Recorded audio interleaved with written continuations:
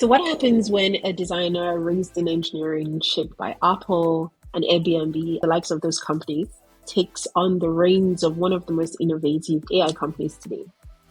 Well, you'll find out in today's episode. We are going to be having a conversation with Tuhin Kumar, who is the head of design at Luma AI, a company backed by $173 million in funding.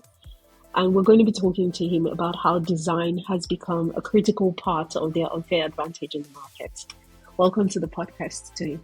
Thank you. Thank you for having me. The most interesting thing for us about just talking with you so far has been that your path to design leadership has not been a conventional one. You've gone from blogging, freelancing, leading design. Talk to us about your journey, walk us through it, and the important moments that perhaps have shaped your perspective along the way. For me, I think the story probably begins in engineering college. That's my background. I studied engineering, never formally went to design school, which ended up being an imposter syndrome for I think the first good amount of my career, where I would always feel, I'm sure they teach something in design school that I just don't know about. So I studied engineering, and then somewhere in my second or third year, for some reason, I wanted to get into blogging. My foray into blogging was because I got this new MacBook Pro, and I was like, I want to blog on this. So that was my first Apple device. And then everything was so beautiful. This was, I think, the Leopard era, if I remember correctly. And then that's how I got started, which is I wanted to do blogging. At that time, everything that existed did not look good to me. And so even at that time, I had some sense of what, to me, good looked like and what did not feel good. And so at that time, WordPress was the name of the game, and everything that existed did not feel particularly pleasant to my eyes. And so I was like, okay, I've been tinkering with software all my life. I have loved computers all my life, ever since I was a kid. And so playing with and tinkering with software has kind of been my thing until then. And so I was like, yeah, I know a little bit of Photoshop. I can do this. And so I end up doing what I think looks pretty. And I was like, okay, what next? And I was like, oh, actually, I got to learn HTML and CSS to make this real. Okay, let's learn that. It doesn't seem that hard. I'm studying engineering. How hard can we? And then I teach myself that, and it's like, oh, well, actually, to make a WordPress theme, you also have to learn PHP on top of it. I was like, okay, let's learn that. And by the end of it, of course, the blog happened, but by the end of it, looking back, I was like, I enjoyed this whole process, and I want to know more about this and what this was. This was almost the same time during which iPhone had just come out. And that's kind of how I got exposed to this idea of there's this thing called design, specifically designing digital products. And that can be a profession. People can actually do that for a living. Growing up in India, that was not something I was exposed to. So that's what kicked off the journey for me. At that time, in hindsight, I feel like I should have thought a little bit more seriously about pursuing this as a career. I got a regular consultancy job out of college, and then I would come back home and keep doing design as a freelancer, stay awake till 4 a.m. and then go back, do the job. And after 8 months of doing this right after college, I was like, why am I doing this? Surely I can't imagine myself writing SQL queries for the next 40 years of my life. Let's make the switch. I had enough clients to kind of make the switch. I switched full time to a growing company there. And then from there, came to Silicon Valley to join a small startup called Pulse, a small news reading app that had just won the Apple Design Award. And that's kind of how I got here. From here, then went to Facebook about a year and a half after being at Pulse. That was, to me, a step change. That was, for the first time, I was part of a larger design team. Extreme imposter syndrome, because at that time, Facebook design team, this was roughly about 35 or 40 people on the Facebook design team back then. So fairly small compared to the size of the company right now. And at this time, everyone who I admired in design was there. Because when I was in India, basically through Twitter and everything, I would kind of get in touch with all the designers in the world, because that's how else will I find designers? And thankfully, Twitter was there at that time. I was pretty early on Twitter, and that's how I found all these people. And then when I came to Facebook, everyone was here. We had Mike Mattis, we had Tim Van Dam, all these Wilson Miner. I can keep going on. All these amazing people who had done amazing stuff and were all here in this moment. And so I got to learn a lot from them, both in terms of process, but also the capital D of design, like how do they see the world and how that influences design. And then Facebook being one of the first companies, I would say, in the Valley to really think of growth, it just changes how you think about product design a little bit. Like everything is looked at through a different lens. Like, what's the strategy? Why are we doing this? Is this a winning strategy? And then, okay, what are our success metrics? And from there, you kind of like, there's vision, but then there's also all of these kind of instrumentation in place. So that was like the second big thing from like, okay, there's this thing called design to, oh, here is another way of approaching design. And it can be both this like art thing, but also this like science thing, which is very measurable. Then that led to be like, okay, I know enough. I'm craving back to that small company. Did that with Clara and AI. That was, I think, my second brief intro to AI. My first one was at Facebook doing graph search and natural language processing. And so this would be like, you could just ask things like, which of my friends live in San Francisco? And just through natural language, which at that time in 2012, 2013 was pretty revolutionary.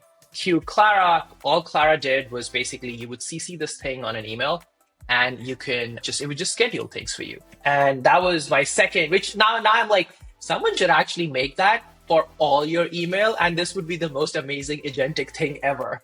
But yeah, a little too early. At that time, we were trying to figure out, because AI was not there, just recognizing calendar and date tokens were the big deal for us. And so we did that for about a year and a half. Towards the end, the company started pivoting towards recruiting because that's where a lot of the traction was.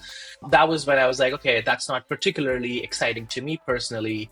And so I went to Airbnb. Airbnb was what I would say after introduction to AI, the next big change, because this was the first time I saw another different way, which is in some way one could argue the almost polar opposite how Facebook operated at that time, wherein it was very much Brian and Brian's vision of what the world needs to be and what Airbnb needs to do in that world, what belonging means. Like, how do you think of this word belonging and carry that through the product? In the beginning, he would say things like, I want the Airbnb brand to be like Disney. And I would get it, but I would not get it because it's a travel company. What do you mean you want the brand to be like Disney and Nikes of the world? Of course, now I get it. But then it was like, okay, I think I get you, but really? But you can see like how just having that clarity of vision leads to like a very different kind of company and product. So that was like, I got really like hooked onto that way of thinking, did that for about 5 years, and then went to Apple, kind of had always dreamt, journey started with a MacBook Pro, felt fitting to go there, do my rounds. Did that for 3 years. It was amazing. I think like very similar to Airbnb in that it was very design driven. But in this case, the thing that was a little different than Airbnb was it was very much the taste and intention and craft of the individuals on the team versus someone like Brian at the top kind of being like, hey, this is how it should be. So it was very design oriented, but kind of flipped it on its head to be like, no, the studio and the people in the studio and who we hire there is why Apple is the way it is. And they bring every magic, every bit, almost every famous thing you can think of that iPhone has. Most of the times, at least the design part of it, was very, very small group of people who really believed in that particular idea and kept just pushing it for sometimes over years. And that's how it ends up on the iPhone. So that was very kind of the last bit, I would say, that was radical and step change in my understanding of what is design and what are the different shapes of design at different kinds of companies and what that leads to in like how the companies themselves come to be and the products they end up creating through that. And then comes the final chapter right now, which is, okay, all of this, that was cool. And then came ChatGPT. My friend AI is back in my life. And suddenly it was like, oh, okay, this thing is clearly a flood, tsunami, all in one. I need to be at the forefront of this. And that was what led me and drew me to Luma, which is to try and understand what does this look like when it's visual? What does it look like when it's multimodal? And when we look at it through not just language, but through all these other faculties that we as humans have, what form does intelligence take and what new kinds of things can come to be in the world with that lens? So that's kind of the current arc. And those are what I would say, like the different lenses and the journey so far. That's impressive. How has that adaptability shaped your growth as a designer and a leader, especially now that you see yourself working at the forefront of AI, which is really evolving quickly? Like what you saw yesterday, it's not the same thing you see today in the latest tool. So the change in different roles, how has it shaped your adaptability? Yeah, that's a really good question. And I think like it takes a little bit of intentionality to kind of even see that. Like of course, like if you go on Twitter or anywhere, you have everyone talking about AI changes this has changed forever, all of the hype stuff. But really, like in terms of design and how we build products, it is changing things in both subtle and big ways. I think for me, the biggest one was what craft means historically to what craft itself can become in this world of AI. I think that to me has been like a pretty significant one. I don't know if I still have all the answers, but I think in some ways the notion of craft hasn't changed, but where and how you apply that craft to has shifted a little bit, mostly because the surface area has grown. Historically speaking, we kind of had a fairly limited set of this is the technology, right? Like at least since 2007, once capacitive touch came into existence and mobile phones became very ubiquitous, we had a fairly limited set of, okay, these are your tools. Once you master these, you're kind of good and golden. I think what AI changes first and foremost is, yeah, there is no finite set of tools now. It's changing. And even that, you could say, oh, I know AI, I know how to prompt and all of this stuff. I know how to use visual AI. But even that, the capabilities of those tools themselves is really changing almost at a weekly basis, at least monthly for sure. And that leads to this place where we have to look at our work even more so as like a constantly evolving thing. But that means knowing where are you roughly headed is even more important. Not and by that I don't mean like be dogmatic about what you're doing. Like of course it's going to evolve. You'll get new inputs and it's going to change. But the general vector or the general direction of where you're going, and that is informed a little bit like why are you doing this as a company, as a team? What real human problem are you trying to solve? And suddenly that is closer to what your real anchor can be. One can argue that should have always been the anchor, but it's even more clear that that kind of needs to be your anchor because the sway of new pieces of information being added and new technologies being added is coming so fast and rapidly that almost nothing else can be your anchor. The other one that has been really tricky, especially maybe more so for me personally, because it's coming right at the heels of being at Apple, where every decision is so meticulously done, is you have to leave a little bit of room in the product and the design for almost AI's intelligence to like carve these pathways for users.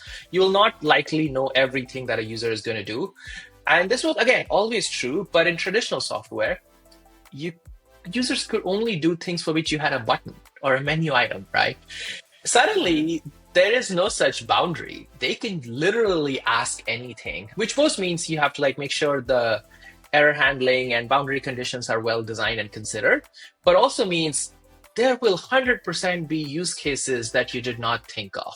It's just human nature because how I would express an intent is different from how you would express the intent. And that's like very core at like this. So yeah, combined with like this idea of like things can keep evolving, this idea of things will keep evolving because new technology keeps becoming available. I think these two are probably the biggest ones for me. The other ones are a little more subtle. And I think like, they're like, okay, what is the social impact of all of this stuff and all of those things? I think the good news, contrary to like, it's very easy to be all negative about all of this, but contrary to the last cycle we had, which was social media, we are already talking about safety. Nobody was talking about social media in 2008. No one, which is like roughly 4 years from when Facebook started and MySpace had already been a thing by then and Twitter had just launched. We are 2022. Yeah, we are roughly like 3 years, 2 years, 3 years after ChatGPT's like public announcement. And we're already talking, there are like safety teams in all of these research labs. And so like from that lens, we are way too early in the kinds of conversation already with like, okay, guys, what is the impact of this thing? Governments are getting involved. And so like a lot of that is on the right footing, I would say. But yeah, coming back to the product side, the kind of how malleable something can be, both in its manifestation of the idea and how do you ground it to the long-term vision, and then how malleable can something be once it is given in the hands of the user. And that those are the two things that are oddly very different from traditional software. And you don't want to end up in a place where someone tweeted this. I think it was a friend Brian at Notion, but he tweeted something around the point of you don't want effectively to make the system prompt and everything so brittle that, in my words, I think that looks a little bit like you are limiting the AI's intelligence based on your own intelligence. Like you are creating this glass ceiling for this thing. And so you don't want to do that. So that's what I would say is like the things that are like very new compared to previous ways of doing things that will take and do take a little bit of time to really like nail down. Almost everything is tending towards general purpose software. Now we're also seeing these things tend towards it's not just the human running these things. Like there was a phase where it was human and the tool, but now you have 10%, 20% of these things could be run by agents in the background. Well, how do you oversee? Does that start looking closer and closer to like how people oversee factories? Like what does that actually start looking like? I don't know. But those are the bits at least that are changing. Okay, with how quickly these things are changing, let's bring it because we're talking about craft right now, right? When you think about like divergent and convergent thinking in the way you iterate, how do you even manage that then? If there are so many use cases that you can't map out, you can't plan for, or you can't even begin to imagine how it ends up being used in the hand of the user, right? You can't predict that because many times you create software and how the users use it is like brand new and novel. So how do you manage iteration in your process and as well as your design team? How do you scale for that?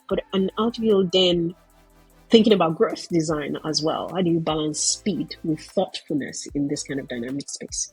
Yeah, I think this is what I was trying to allude to a little bit on like what your North Star is or why you're going somewhere. Why are you going there? And hence, generally, where are you going? Needs to be very clear. Like, I cannot emphasize this enough. Like, of course, you will learn new things, but every new thing is also a distraction. And this is where, like, not knowing that, the number of new things are way too many. They're going to blind you if you're not very clear about this is where we are generally headed. The direction is clear, but yeah, we might take this route to get there, or we might just go straight for there. That is obviously going to change because the landscape itself is changing. Coming back to the point about how do you maintain intentionality, how do you even cover up these use cases? For us, it's a little bit like you design a lot more and you design kind of like much, I wouldn't say like much faster, but you try and like get the idea out much sooner. And this can depend. This can depend idea out to the internal teams. This can depend idea out to a core group of users who are closer to like friends of the company, and then an idea out to like, all your users, depending on what kind and what scale and stage of the company you are, or the importance of the feature itself. But getting that process happening faster versus sitting on something because you want to really like think about the right way of doing things. Yeah, I think it like shifts a little bit. I think there are people who are like maybe going all the way, which is, yeah, I just wipe coded this. Let me just throw it out there. To me, that has always rubbed the wrong way. I think it still rubs a little bit the wrong way, which is like, it just seems callous and careless. Like you have to care about the other side of the person who is using this. And yes, like there's definitely a group of like, early adopters who would love to get their hands on everything. And so if those are your users, yeah, go talk to them ASAP. But if your users are more mature companies, in our case, like studios, creative agencies, yeah, they're using this for their livelihood. It's not just a toy for them. And so like, you have to figure out, this is kind of what, is it for it? Get it out early to internal people so that we get first round of testing, then get the idea out to like the close friends and family of the company. And then kind of from there, okay, these are our trusted partners. Let's like seed this with these groups and see their early reactions, make fast iterations and get something out. On the design team side of things, we are able to try a lot more ideas much more quickly. This is the part where all the vibe coding, all the prototyping tools that we now have access to help us in that we're just able, instead of drawing all the time in Figma, a lot of these things we can kind of simulate the end-to-end thing, which is, oh, the person will just come. These are the rough constructs we have in the system.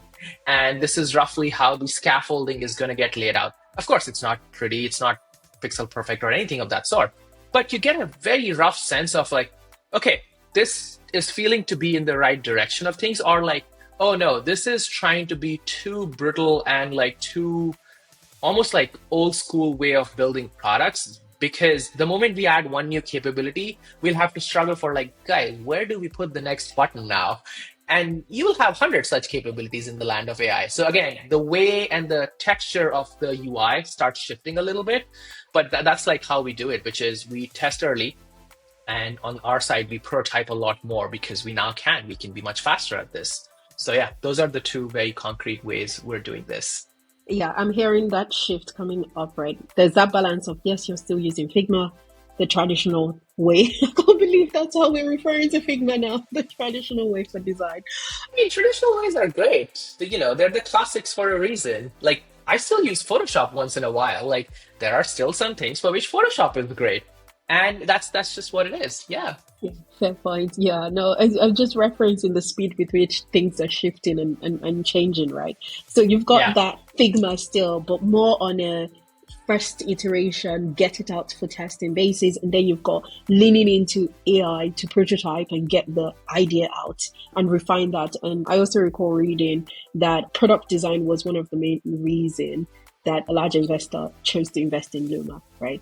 And with that level of definition of craft, first of all, how do you define craft? What, is there some sort of standard expectation around it? So, for example, I'm asking this for anyone who might be curious about the design team at Luma, right? What does that mean at Luma, as well as how much of a core role does it play in the product strategy?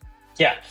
I think some of these things are a little easier and almost required when you're doing something 0 to 1.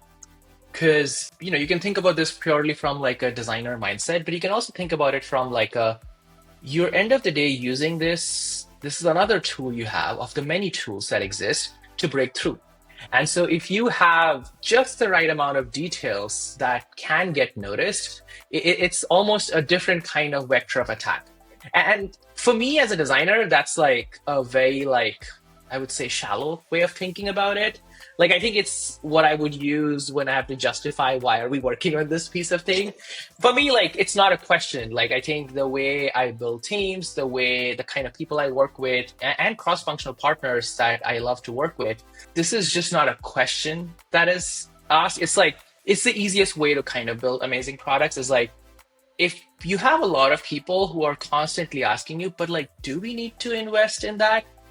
Yeah, I mean, you can, of course, make up answers. Of course, we all know like some chart, some flow, some way of expressing. Yeah, this thing is really important. But honestly, like, end of the day, it's very simple. Like, you either see it or you don't. It's like that Steve thing of like, you either paint the backside of the cupboard or you don't. Like, there's no like other way of it. And so that's a little bit of like how we think about it. When we're doing Luma, Dream Machine, 0 to 1, part of it was definitely like, I cared about it. The company, Amit, the CEO, we all cared about it.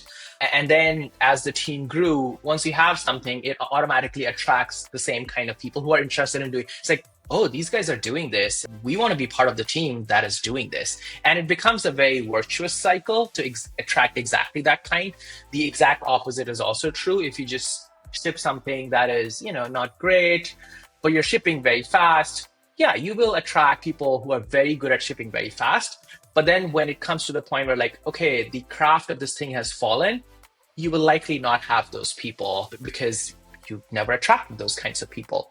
So for us, it was very much about like trying to understand who are we trying to build this for, and what are the little pieces where we can add not just delight, but honestly bring something new. So in some ways, all of the details and craft are a result of us trying to think about what is a problem that existed when we were designing this. So for example, even something as simple as the little concept pills we have that you click and you see a bunch of options. It started with like this idea of like, prompting is hard. Especially if you're not like a creative director or art director, where you have all of this amazing vocabulary of all the genres of graphic design, art styles, lighting techniques. Hell, even creative directors don't have that kind of vocabulary. And then there is, well, your model might interpret those words differently based on its training data. So for us, that was solving this like problem of how do we let you, once you have said something, how do we let you kind of iterate within the periphery of that? And then its sister of like brainstorm is basically, well, you might have said something.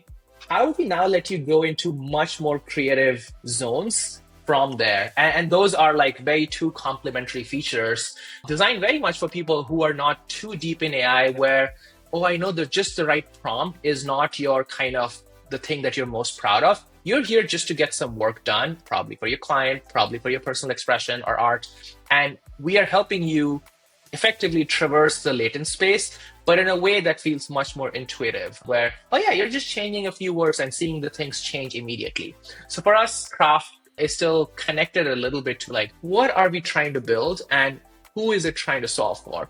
One of the things that has stuck with me is, I think at some point, one of the Apple ads was about like, how does this make you feel? I think that was the way we approach a lot of design at Clara. That is honestly a little bit of like how we think of features even at Luma, which is, what is it making you feel? Because end of the day, if you're just playing on like, these are the features, everyone is going to have the same features. Let's be real.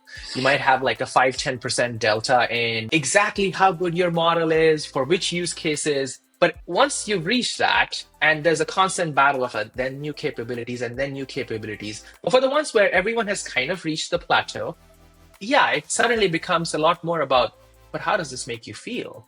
And that is even more important. I'm like honestly surprised that, especially with all the LLMs, personality and character design from games has not made more of its way in here. These things are all about vibes and personalities. And so it's really surprising to me that like it hasn't made its way in different forms. I'm sure, again, we will experiment and we will figure out. Like, for example, memory ended up being, a lot of people don't like it. And okay, that's maybe too skeuomorphic. Let's figure out what the right patterns here are. But yeah, that's a little bit of how I think of craft, which is it's still about how we want someone to feel when they use the product, but being very intentional about it and not just doing it for style, but doing it because it has a little bit more depth than that. I mean, that's a lot to really unpack. And there was something you really mentioned, that in terms of bringing some of the principles from like character based from game design. And I think there's a product that I think really does that, which is, I think you introduced me to one of them recently, which you can usually, I think it's a dot. So yeah, that has like this character and personality in it, you know. So I think some of those already been also imbibed also. Yeah, cool. Yeah, both Jason and Sam are amazing people. The people behind Dot, yeah, they're amazing and they think very deeply about this stuff. Honestly, it shows, because I feel like I might have been one of the early adopters of Dot. I've been using it for a long time. And so by the time GPT got memory, I'm like, been there, done that. Amazing. Yeah. Cool. So let's talk more about growth loops right now. In what way is AI reshaping the traditional growth loop, and how are individuals, users, or amplifiers becoming more central to distribution than we used to have before? This is another very good question. I don't think I will be able to do it full justice, but I'm going to try. I see this still as like two completely different spheres. I think there is a kind of AI which is much more about general use cases. The real kind of way to break through here is to figure out like the consumer use cases. That's one. I think like the companies that are like likely to do this a lot more are likely going to be your foundation model companies, because like it's right now, at least there's so much left to like tweak the models in just the right ways to get to like radically new use cases, that sitting at the application layer and trying to build like a large scale consumer thing is at this moment a little hard. It might be a whole different story in a year from now, who knows? But at this point, it feels a little too hard because you don't have kind of control of all the variables that you can influence. But that would be what a general consumer thing would look like. I mean, a great example of this is ChatGPT, like easy one, like to say, which is there's no single archetype of user that they're going for. There is many. And of course, now probably looking at the data, it's like, oh yeah, this bucket, oh yeah, the coders of the world, oh yeah, the deep research, and hence maybe it benefits financial analysts and all these people and startup CEOs. Okay, and then there's all these use cases, but then there's also map. And at some point it starts becoming, yeah, this is very much like a consumer leaning productivity kind of a thing, much more general purpose. On the other side, you have, but then a version of that is very specific is, say, Perplexity. Still consumer, but you can see how suddenly there is focus. It's not everything under the sun and come and ask and also create images and also maybe create videos. No, it's very specific. This is about curiosity and finding knowledge, and all of that done through this particular interaction mechanisms of answers through AI. It's not even quite chat, even now. It's very much answers through AI. So that's like already you can see, despite being a consumer play and not quite at the model foundation layer, it's a very specific kind of play. But then they get to do things like, okay, let's see if we try it in a browser, what comes out of that? And it's very much combining the model with like different form factors to see what comes out of it. When you're too close to the model, you do end up like, a lot of your attention is going on the model and like in some ways the most straight line application. When you get a little further from the model, which is the application layer, you lose some of the controls, direct control of the model because you're not the one training the model. But you do end up gaining some of the mental bandwidth to focus on, well, what form can it take? What else can we take? Can we aggregate using some other model and create something that feels multimodal? And so that's like another layer. And then you have like other modalities like that are not quite at the level that like language models are at. And those are like, say, images or video even, where we're just starting to see them being ready for production use cases. And that's where like between the cost, the latency, and just the quality where it is just starting to get to, the kind of users is not general purpose enough. In some ways, like focusing on the people who are already needing these today, like who are the people who are already creating videos, and focusing on them ends up being a much more productive kind of growth strategy than trying to go for everyone, because the price is just not there. The latency is just not there. Now, is that a forever thing? No, of course not. Like the entire world lives on TikTok. So clearly it's not a forever thing. Clearly somehow video can never not be a consumer thing. It's just as of right now, the price and the latency don't quite justify it. So there you have to be very specific. And so for us, for Luma, when we started, we were a lot more like general purpose. We were focusing on prosumers. And you can see that kind of through even the landing page as of today, because it's still the one that we launched with. But over time, a lesson that we have learned is like, no, the people who are really benefiting from this are creative professionals. People who are already making videos, and how can we fit in their workflows? How can we find like how does AI make their workflows better? What are their pain points? And this becomes a little bit more about what I was talking earlier, which is you still have to know roughly where you're going and what problems are you trying to solve in the world, because how you will solve those problems will change. And in our case, like whether we were doing 3D or when we launched the model or when we launched Dream Machine, and now the kind of what are we trying to solve, which is we're trying to give people ways of creative expression and solving these like creative tooling and creative workflow problem using whatever AI technology we need to solve those problems. And so that suddenly is like a very strong anchor of like, you can see the wave of technology, the capabilities, what's possible, where you run into walls. All of these things will constantly happen when you're at the bleeding edge of technology. But having that clear anchor of like, this is who and whose problem we are trying to solve, it makes everything, every conversation, every decision so much easier. And so in our case, it's very much like, okay, who are the creative professionals? Different kinds across films, ads, UGC content, everything and anywhere, marketing, everything and anywhere where video content and visual content is being produced. How can we help those people? what are their pain points? How much of it is about just creating variety and number of options? How much of it is about ideation? How many movies never see the light of the day because all that was left was a script and you couldn't quite see enough because the cost of making the previs is already way too much. And so like, will it help a lot new creators to kind of tell their stories? And that's like a little bit of like how we look at growth, which is being very specific compared to someone who is building a full-on consumer general purpose thing. In our case, right now, it's very specific because that's where the market and the technology meet and give the most rewards. Okay, I have a follow-up question to that. So Yeah. yes, I understand on a high level how it works. Thank you for explaining. But I'm now wondering, so when it comes to like experimentation from a growth lens, how does that happen as well? Or is it all baked in together into product design anyway that you're already ticking those boxes off from the get-go?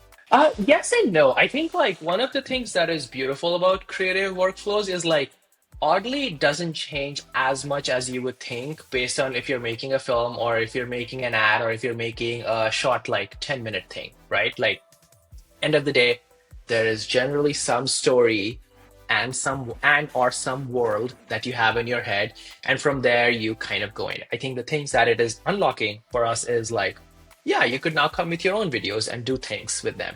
So for us, like the growth and like how we think about growth is in some ways twofold. One is like making sure the core thing that we build is built for one or two very specific kind of users in mind. So it's not everybody, because what is that? Like, who is everybody?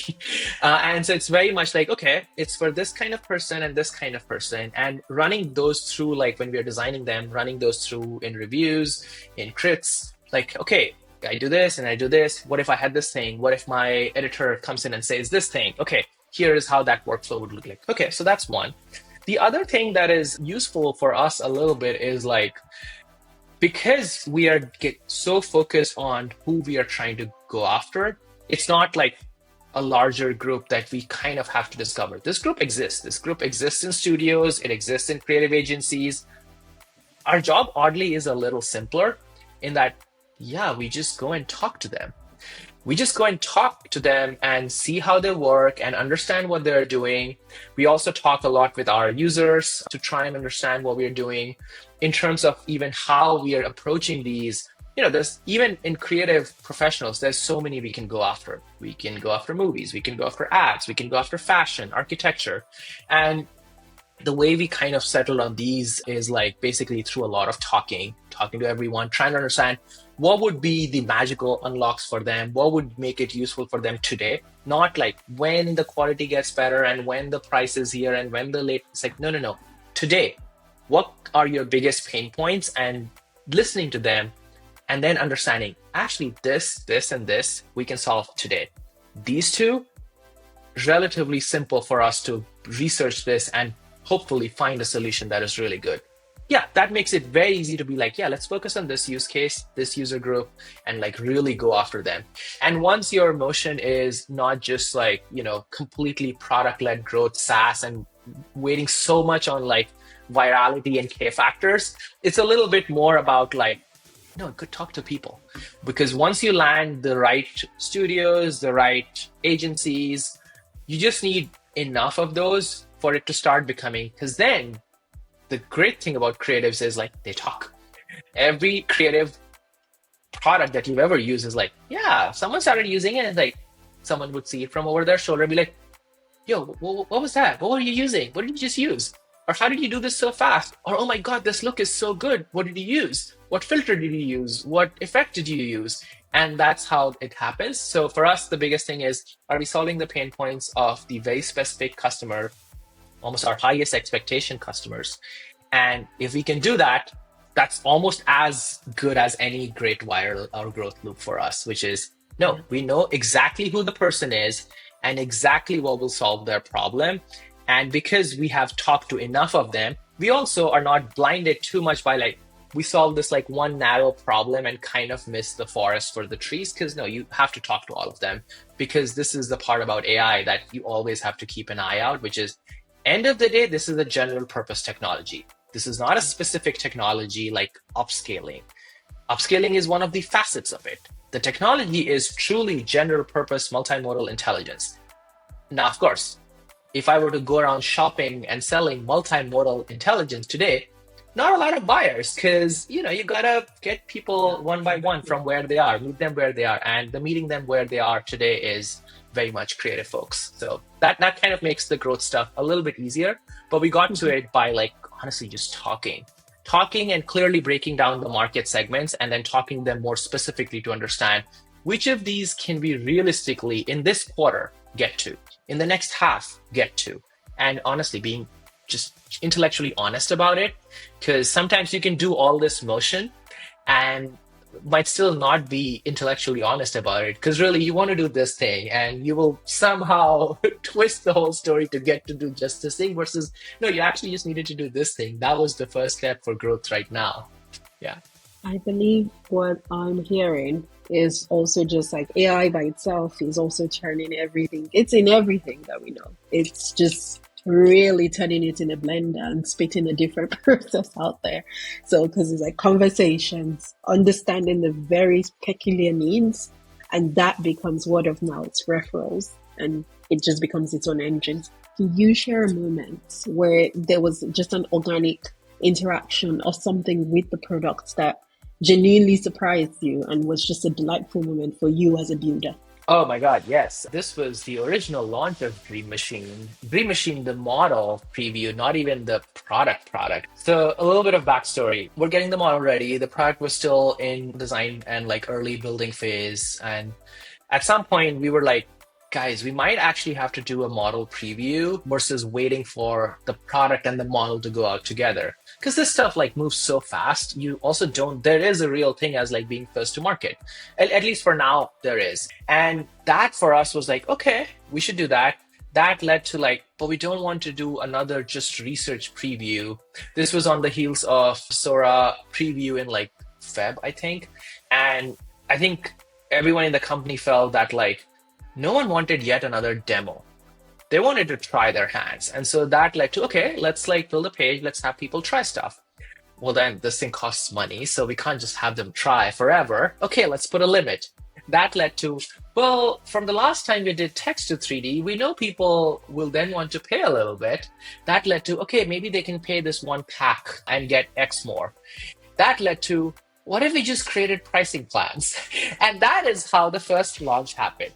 And honestly, we thought, okay, yeah, it's a great model. We were very happy and proud of the model, but the response we saw, insane. Insane response. This was, I think for the first 4 or 5 days, our growth was faster than ChatGPT's growth when it launched. Insane. I cannot tell you how insane. Wow. But obviously, this is where there is growth, and then there is meaningful growth comes in. But all of these users are free users. They come, they use your service, and then they go. And so then from there, we had to become very diligent about, okay, who are these people? Understanding what are they trying to create? From there, understanding who is eventually upgrading to different payment plans, and talking to the paid users, what use cases are we serving for them? Talking to some of the free ones to understand what are they using it for? Trying to see are they even returning?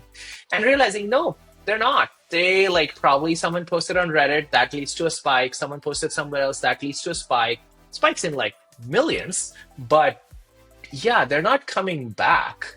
We tried all the, simple tricks of let's send them emails when new features are launching. That will get them to come. We tried all the basic tech tricks in the book. And ultimately, it led to good old, okay, let's look at our cohort retention. And that's if you guys know this, but for those who don't, that is your hard truth of it's looking into a clear lake. That is what tells you what is the reality. And until and unless your retention curve is not flattening, because basically you'll start off, and then of course fewer people will come the next day. And of course fewer people will come the day. So of course this retention curve is going to look like this. And it's very scary. But at some point it's got to flatten, because if it doesn't flatten, let's be real, you don't have product market fit. No, you're not even close to it. So for us, then once we saw that, then it was very much who are these people? Let's talk to them, talk to them, talk to them. That led to the cohorts I talked about, the segments. The segments led to talk to more of those who are not our users, what are their pain points. And that led to, okay.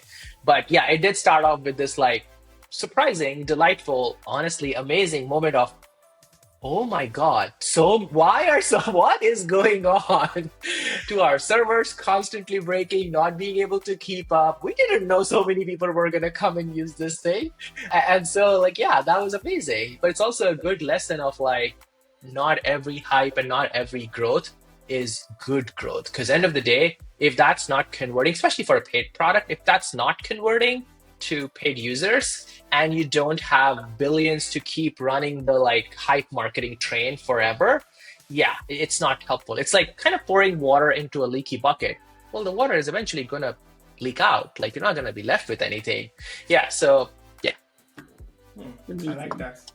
Yeah, I like that. Not every growth is a good growth. Yeah. So here is really changing in terms of the tools and everything, right?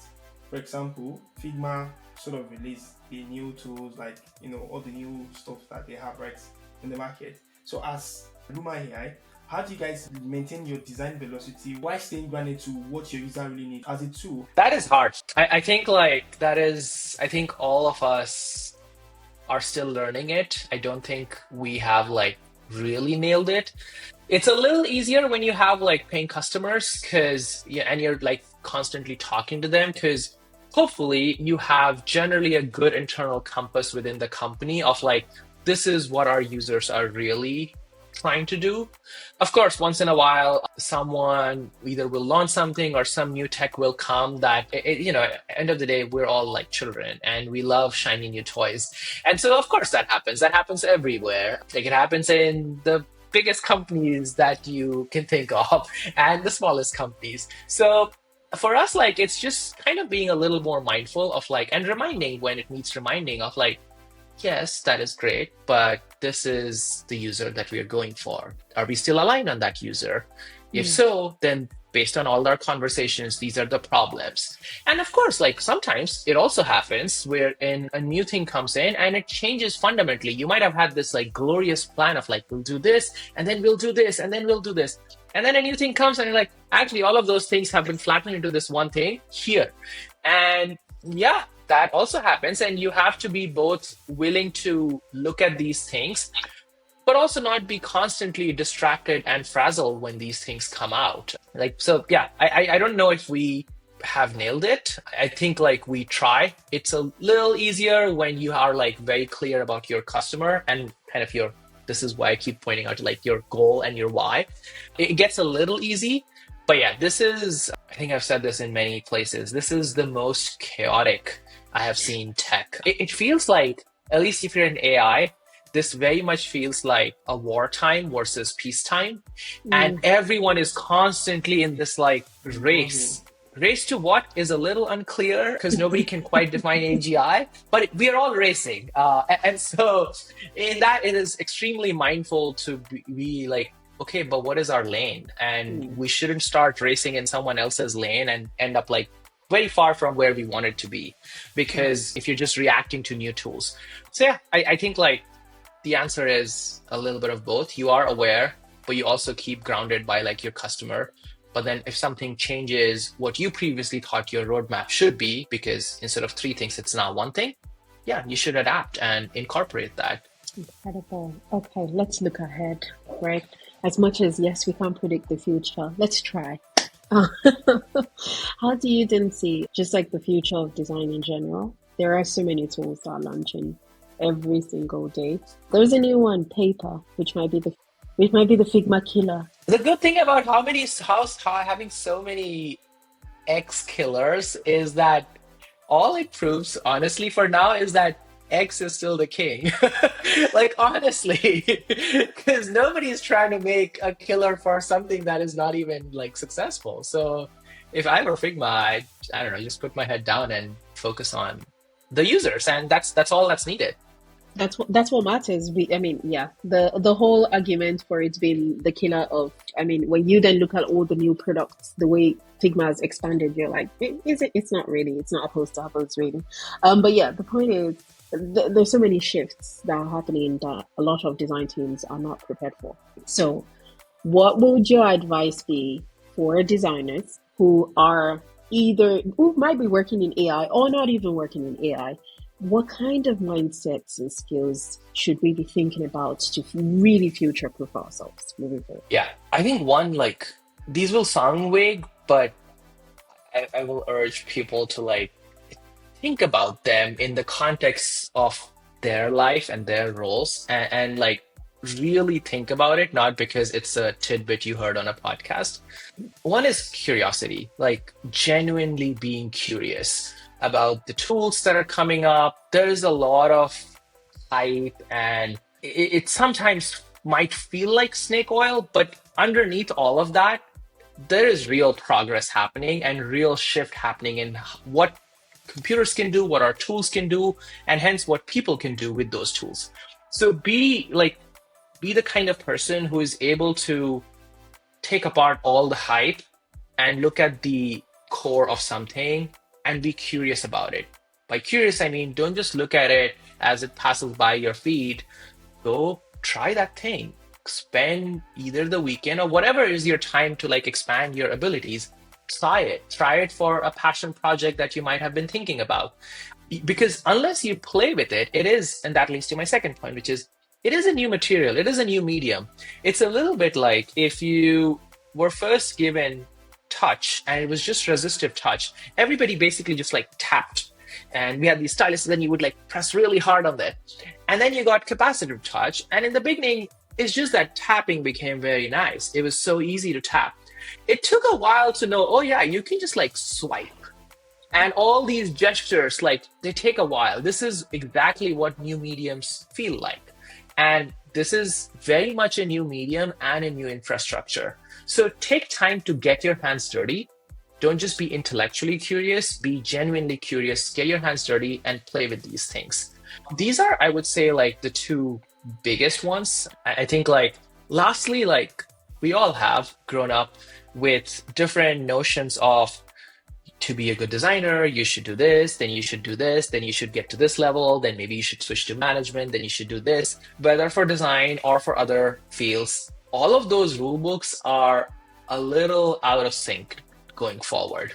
So this is where lean into your curiosity and be honest with what do you want? Like if you were to go on this course that you're on right now, where do you see yourself in 5 years? Not where you want to be. Where do you actually see yourself in 5 years? Or you could do the reverse. Where do you want to be in 5 years? And then genuinely answer based on everything you're doing today. Do you actually see yourself going there? And that will help us understand, like, okay, what are the things we can improve? What are the things we can change? But the other part is all these old notions of this is what I think I should be in 5 years from now are a little out of whack. Go figure what you want to do, what makes you happy, because this is the last thing, which I think these words, we butcher them on tech so much that like the word agency has lost all its meaning and agency. But I do mean it in like the meaning the word had a year ago. Maybe try to remember that meaning. And agency and being intentional, you have everything at your fingertips. It is the most magical time. You literally have a machine that can be whatever you want it to be. It can be your therapist, it can be your knowledge partner, it can be your coding buddy, it can be your design agency, it can be all of these things. But then it's still being all of these things to you. So you have to still guide it to be like, okay, I want this. And the I want this is best articulated when you have that sense of agency. That sense of agency comes with knowing where do you want to go. That knowing where do you want to go and it being somewhat correct for you and correct for the time in which you live happens when you have genuine curiosity about the tools, processes, and society. All of those together is what I would say is the way to like think about the future. Yeah. Okay, we are going to wrap up gradually. We've just got 2 questions for you and we'll finish this off. And this is more of a get to know you type of question. So the first one is, what is one thing that you're learning or exploring right now outside of work or outside of design even? have phases. In my past phases, I have done violin, piano. Fashion is one of those perennial phases of me for me, but I just don't have enough time to go really deep on it. And so most of my fashion exposure and things outside of design is limited to watching YouTube channels, like watching like people break down runway shows and like understanding everything about like different techniques. And then the most recent one is finally reconnecting with something I had been doing in like 2017, 2018, which is meditation. And so just like kind of connecting back to it and going deeper and deeper into it. Yeah. Like, and then the last one is reading books, like just reading lots of books. I love reading books. And there was a phase in the last 3, 4 years where I just didn't have enough time, or rather, I didn't make enough time to do it because I would kind of just let life take its course. But now I am like finding that time again, and it's amazing how much I love reading. So yeah, reading and meditation as of right now. Yeah. Does the easel in your background have anything to do That's with? not me. That's my wife's. Everyone asks me. I should tell her to remove this. It's kind of embarrassing to constantly answer this, but no, that's my wife's. I was telling her yesterday, it's like, you haven't painted in a while. People have now started asking, it's still white. And she's like, you can tell them it's subtly different shades of white and just tell them they can't see it yet. I was like, oh my God. I was rapidly bringing out because, like, yeah, this is where I'm asking. So I Oh paint. my God, amazing. Yeah. I was hoping to bond with you, like, oh my god, kindred spirits. I have a whole like set of watercolors. I used to do watercolors, but now I spend so much of my time sketching. I think maybe this is just like a phase where I kind of want to find things that have nothing to do with sketching stuff. Like I think for me, like fashion sketching is the closest to sketching because anything else and it starts getting too close to work, and I start thinking about work stuff. I can relate to that. Yeah. Then, okay, so for our final one, what's the best piece of advice that a mentor or just, well, I don't know if you've had a mentor before, but just someone that you really respect or find their words valuable in guiding your journey? What's a piece of advice that's been given to you that has resonated for so long and continues to resonate? I feel like this is one of those questions where everyone has like 10 of these, but when someone asks you, you can just never quite conjure them on the fly.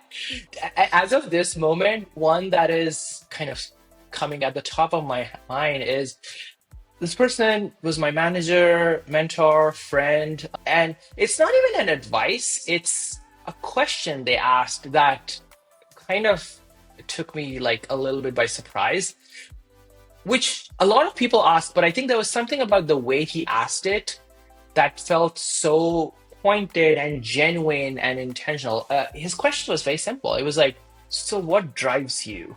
And I am embarrassed to say it took me like 5 minutes to kind of answer what drives me, which obviously what drove me at that time of my career is very different from what drives me now. But still, that question has stuck with me. Like, what really drives you? And then, like, since then, I've like read multiple versions of this in like philosophy and stuff, which is like, we are what we think, or a man is what he loves the most. Like all of these variations of the same thing. But really, what drives you? If you're like very honest with yourself, it's one of those questions that you almost might have a different answer to yourself and to someone else, because sometimes that answer might be as simple as money. And for some reason, you've just grown up in an environment where saying that out loud is something to be ashamed about.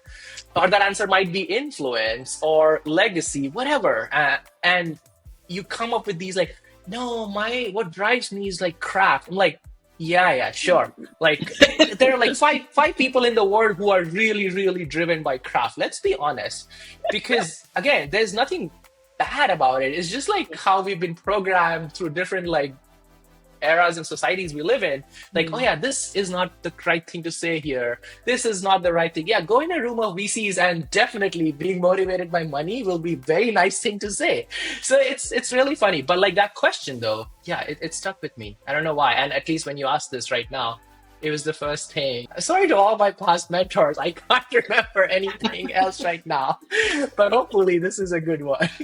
I don't know, it is. I started to chuckle once you asked it because I'm like, right. And then you say it took you 5 minutes. I'm like, I can Right. I Yeah. probably can relate to that.